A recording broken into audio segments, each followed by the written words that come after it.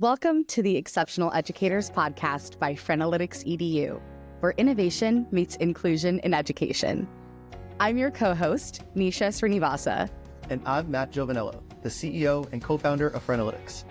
At Frenalytics, we put special education and English language learners front and center. Our award-winning Frenalytics EDU platform helps streamline progress monitoring, improve communication and compliance, and offer truly personalized learning to your students of all abilities. Each episode of our podcast features candid conversations with district and school leaders, classroom changemakers, EdTech founders, and industry executives, all dedicated to transforming learning for each student, especially our learners with unique abilities. With a focus on extraordinary educators and the exceptional students they serve, we explore the latest in special education, accessible technology, and inclusive leadership. In this episode, Exceptional Educators is exceptionally thrilled to welcome Arden Phillips. Arden is a recent high school graduate and current consultant for EdTech companies, relentlessly advocating for students with disabilities and their inclusion within product design. By connecting to his own experience, Arden's passion, mission, and vision for supporting students of all abilities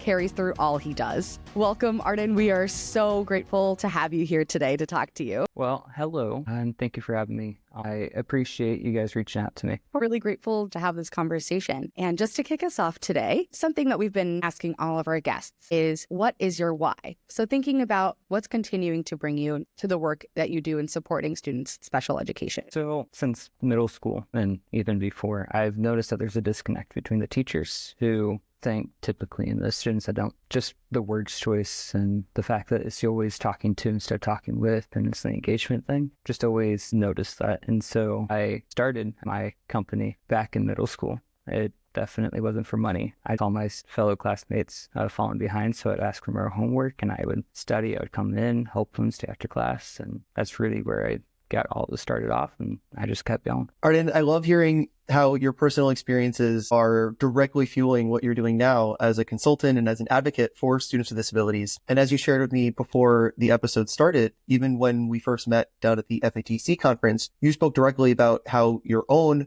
background as a student with disability is influencing and changing the way that you look at the world around you. So a question for you, going back to your school days, what did you want your teachers, your principals, maybe coaches or mentors to know about you versus what do they maybe assume, or how did they fill in the blanks in a way that maybe wasn't so helpful? So a lot of the time they have this idea in their head that if I'm autistic, but I'm able to talk and act normal, then I don't need the accommodations you would for a normal, well, I guess more severe autistic person. I said normal because I'm from their point of view. Or I'm dyslexic, but I can read on a college level, and I could since middle school. So I didn't need that extra time to be able to read. So there's a whole bunch of stigma behind it because I'm able to do things, but I'm only able to do things with my accommodations. And so they kept trying to take away my accommodations that allowed me to do the thing because I could do the thing with the accommodations. So that's the main thing. Another thing is they didn't quite understand that it was against the law to not let me do it. And so it was constant fighting for my calculator on tests or being able to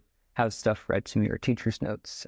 So I wish they actually paid more attention and had more time to do so. Thank you for sharing that. I know that that's a really frustrating experience that students across the country share as well, ensuring they're getting access to accommodations. Is there a teacher or a mentor or a coach or someone that you encountered in your experience during your time in school that did provide that support to you? And if so, what did that look like? How did it look like for those teachers to make sure that you and all other students were being included and valued in conversations? So there's actually two people. Number one, my dad, he worked for the school district, which definitely helped. And so he actually actively talked to me about what accommodations we could use, what accommodations can we buy or get for the district. But we also had a very personal relationship with our teachers. The thing that helped most was the fact I could sit in on my IEP meetings and I could actually talk to them. So pretty much any teacher after like fifth grade,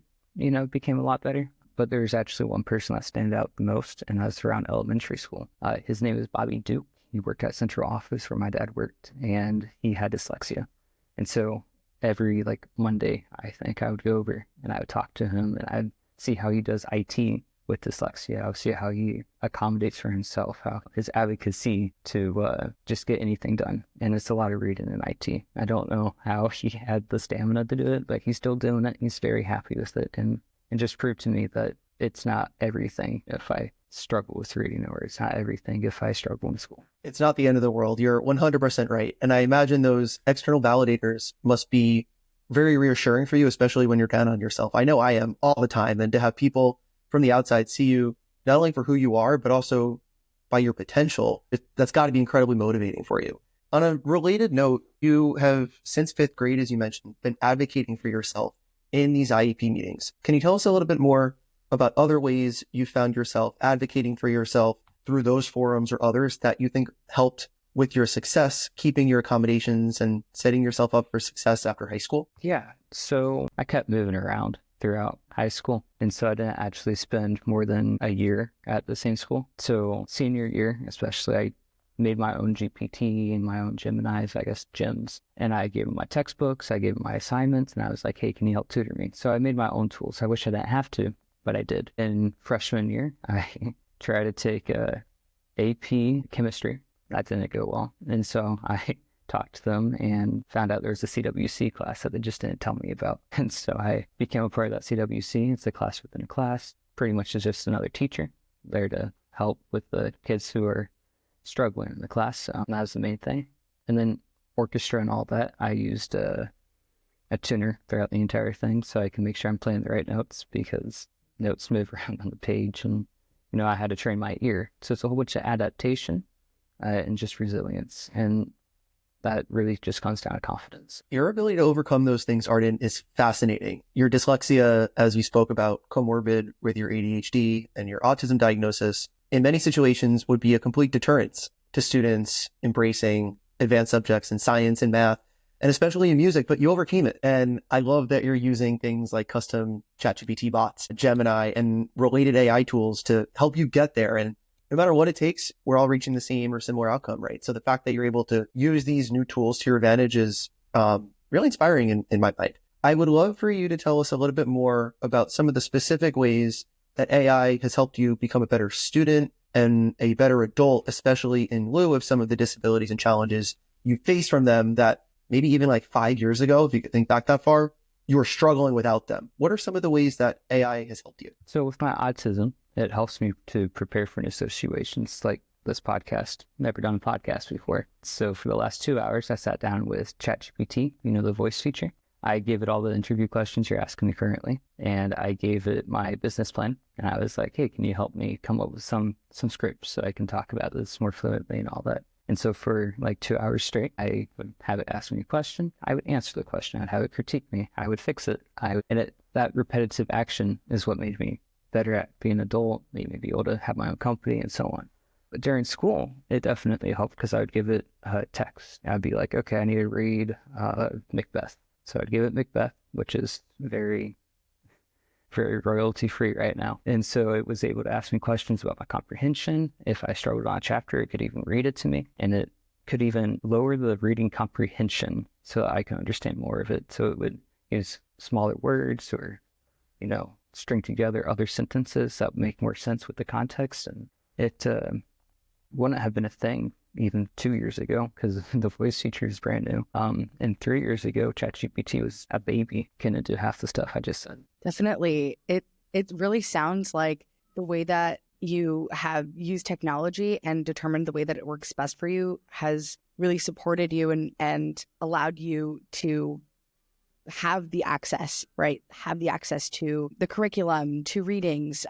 And I'm wondering how you, in keeping in mind in your own experience with your use of technology, how does that inform the way that you give advice to companies when keeping students who have disabilities in mind? The thing that I love doing is I stress test. So if I have a product that's given to me, I hate student portals. I hate all that stuff because it's just so convoluted. And by the time you get through it, you're just exhausted. And then you have to do your work on top of that.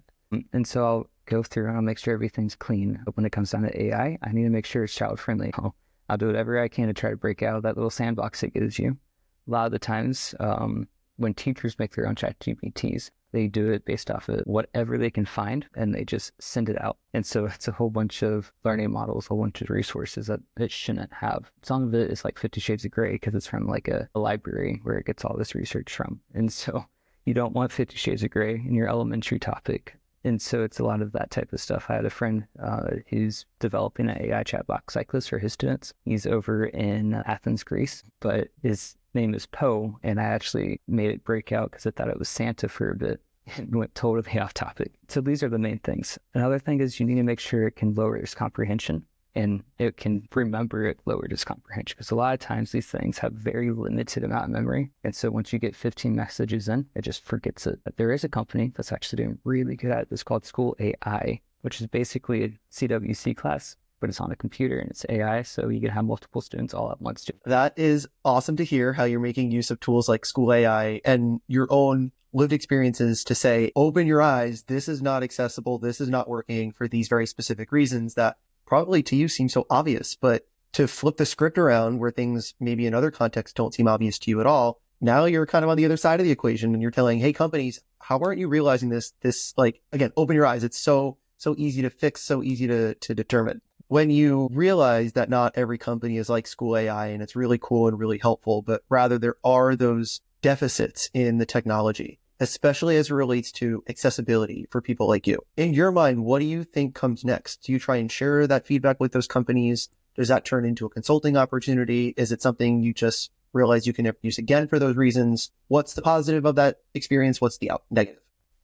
A lot of it is going to be dead on arrival because we have way better technology that's coming out. And so you're going to see it happen.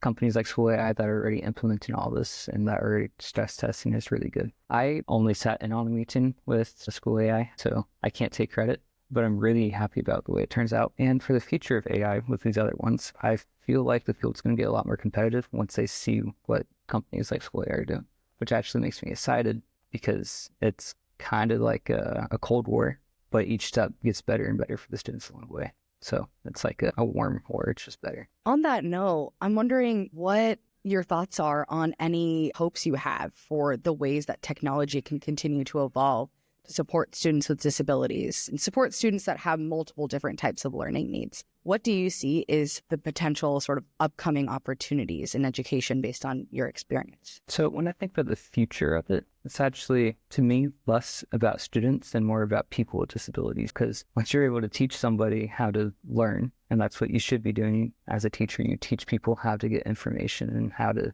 decide what's real and what's fake, things like that, right? Which is something that AI is failing on right now, but it's making sure that the student can understand it. So if we can have AI that helps a dyslexic person write a paper, we just need to make sure that it's still the guy's ideas. We have AI forms that we can do, like Google Spreadsheets, I think, has an AI feature now that's getting built in.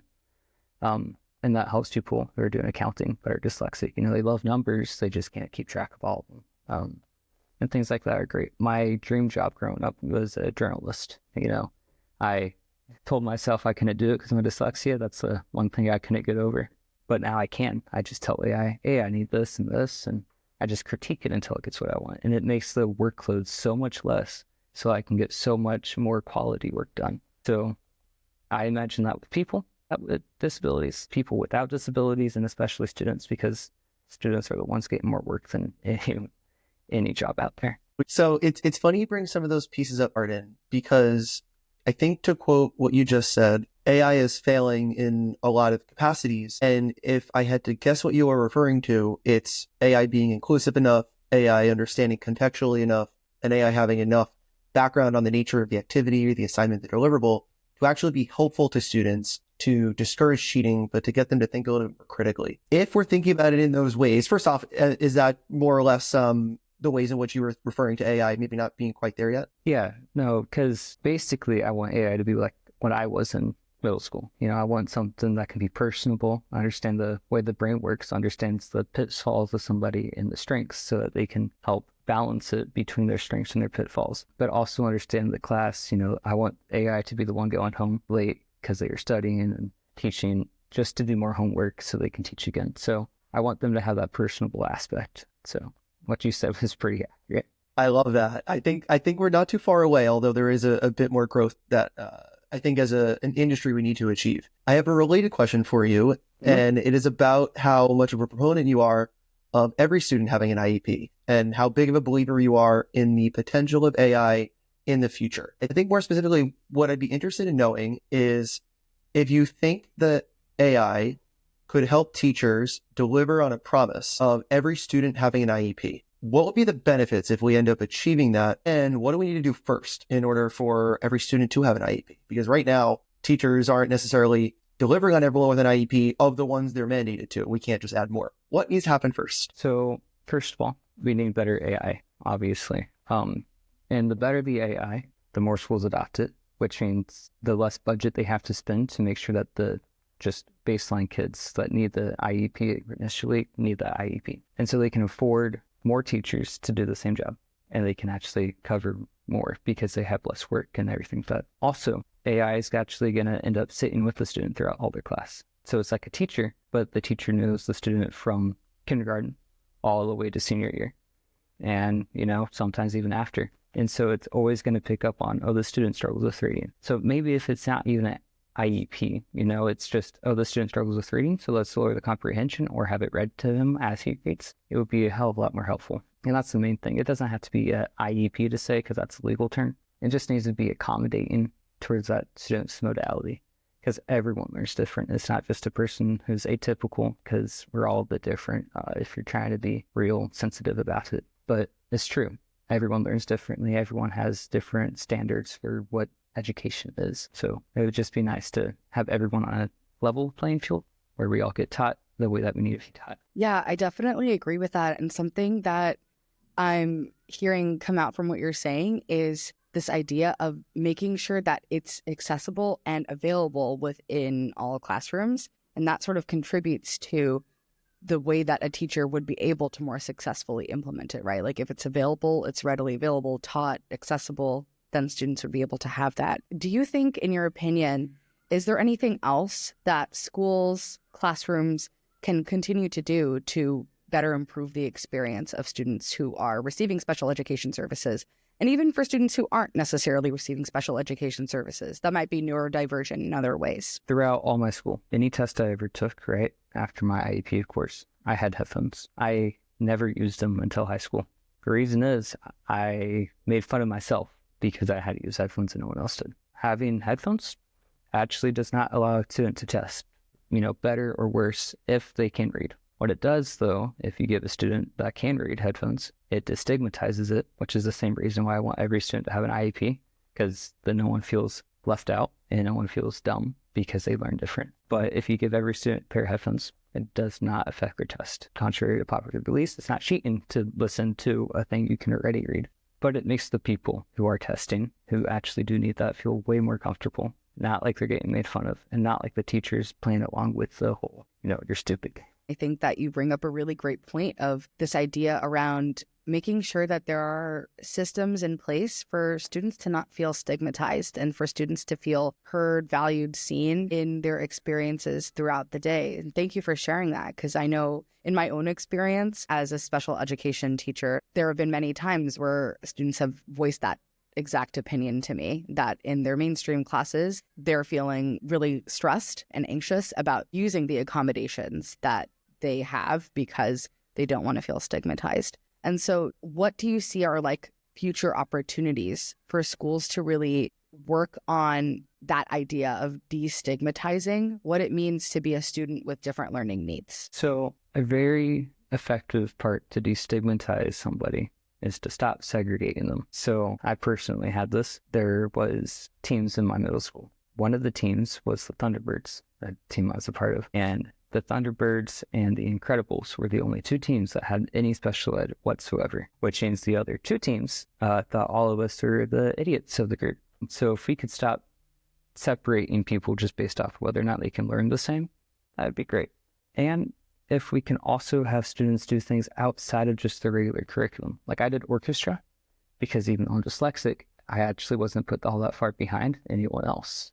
And so it made my self-worth a hell of a lot higher, because I actually felt like I could belong somewhere. And so my work ethic, my resiliency, my adaptability, all of that just went way higher. I was actually on honor roll the first year I picked up an instrument. After that, it slowly slid down. But the main point is, once you make a kid feel like they're a kid again and not, some freak, it makes it a hell of a lot easier to learn because you're not worrying about what you look like. I bet. And I think it not only breeds inclusivity, belonging, but also it makes you feel proud of what you're able to accomplish, how far you've come, and helps you recognize potential too, I imagine. So those are really heartening stories to hear, Arden, of positive change that happened in school while you were there.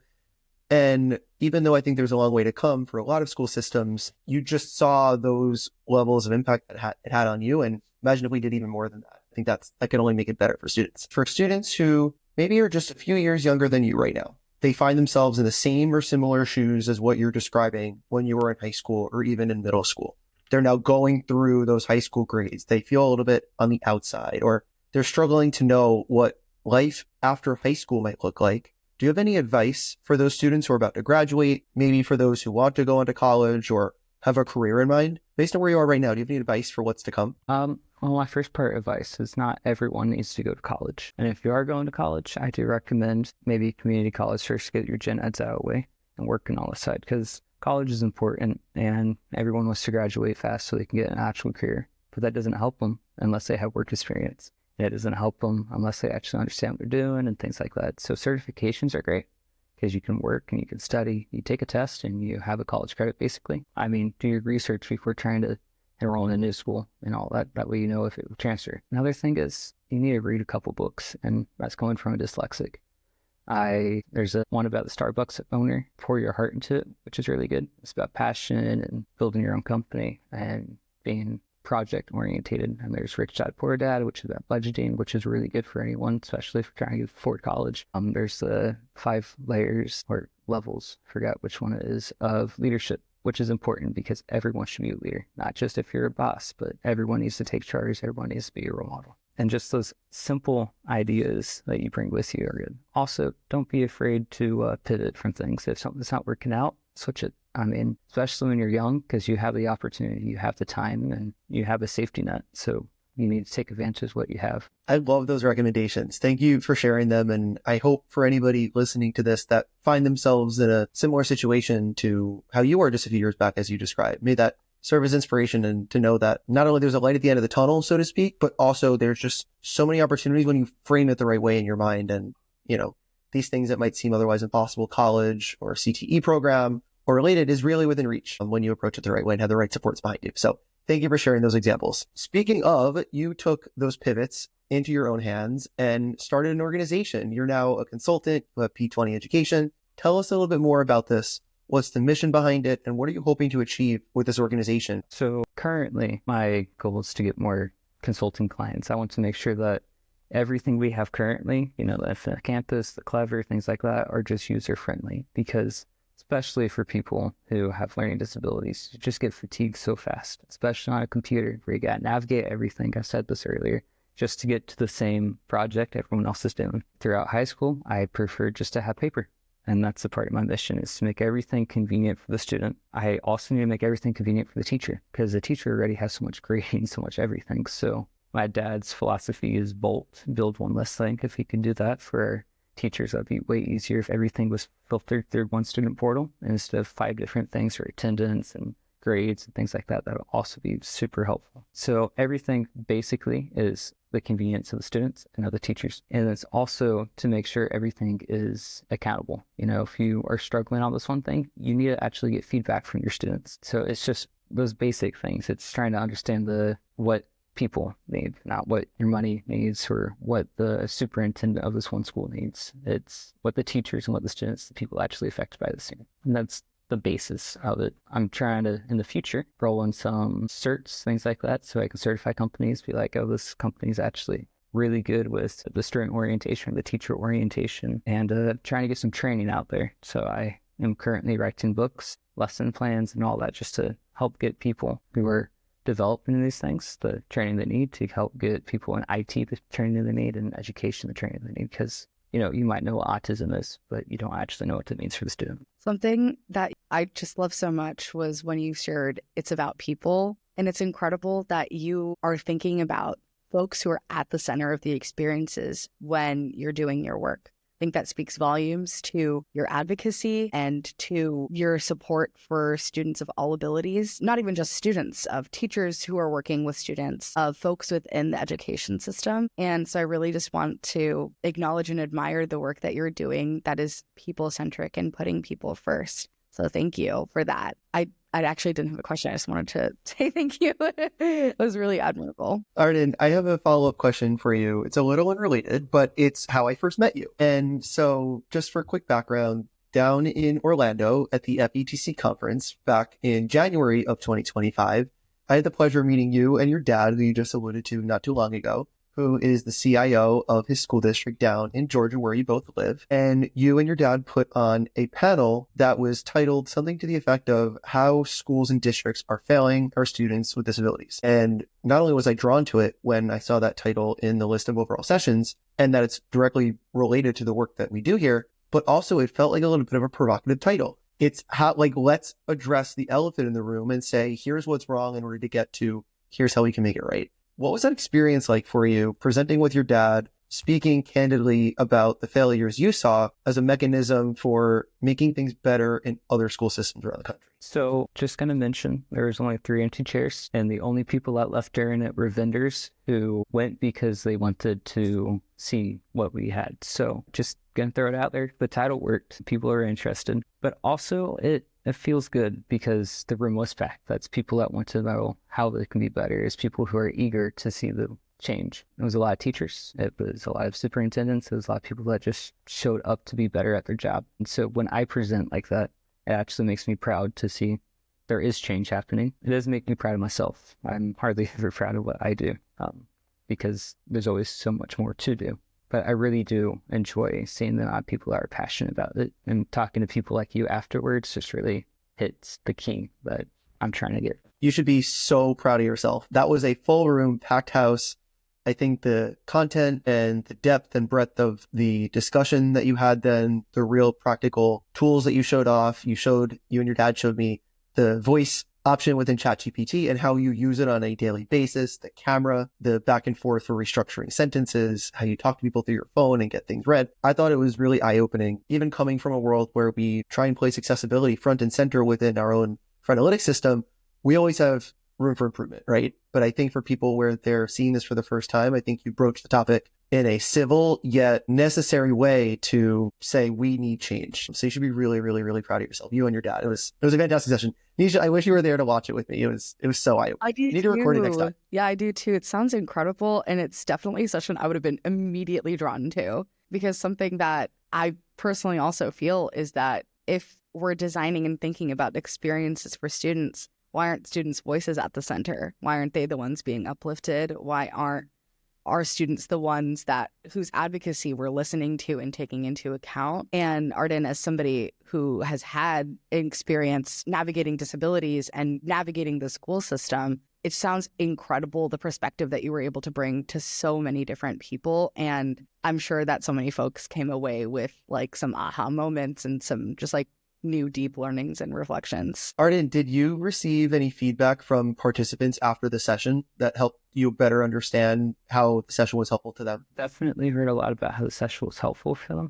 them. I think because I'm young, no one wanted to criticize me or chew me out or anything. So I don't know the truth behind all of it, but there's a lot of how do you know if AI is actually doing the students' work and things like that, which my answer was just, we need to really define what doing means. You know, if it's the student's idea, does the student's idea matter? Or does the fact the student has a paper that matters, and so on? So it's those type of questions, the future questions that we can't ask now because we don't have the tools to ask them. And so there's that. But also, me and my dad are both experts on our own individual fields that just click together. Most of that was improv. We just made a couple slides and then went out there.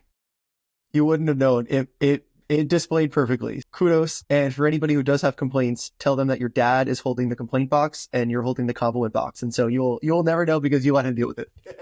No, just kidding. Arden, thank you for your time today. It is such an honor and a privilege to be the host of your first ever podcast episode. I did not know that going in, and you have really handled this with such grace, and you lent so many wonderful insights for us today. As we wrap up, I have one final question for you. It's a question that we ask all of our guests, and it is, what does being an exceptional educator mean to you? think it just means being a pioneer and only being afraid to make mistakes when it comes down to messing with your student's future.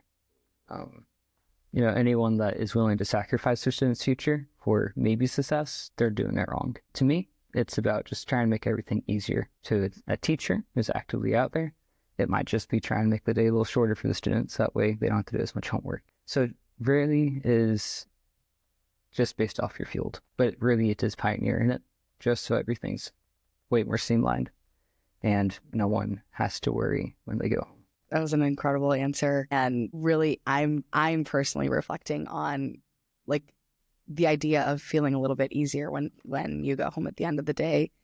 That's such a beautiful way to wrap up that feeling of sustainability, of feeling success, of feeling valued and feeling included in education, which you are doing such incredible work towards. So Arden, thank you so much for sharing your experiences, your voice, your advocacy with us today. We are so grateful to have had this conversation with you. Thank you for being vulnerable, Arden. Thank you for showing up and telling us your unfiltered opinions. It is so helpful for us and for all of our other listeners. We really appreciate it. Thank you for tuning in to today's episode of Exceptional Educators. Thank you, Arden. Thank you, Nisha. And we will catch you at the next one.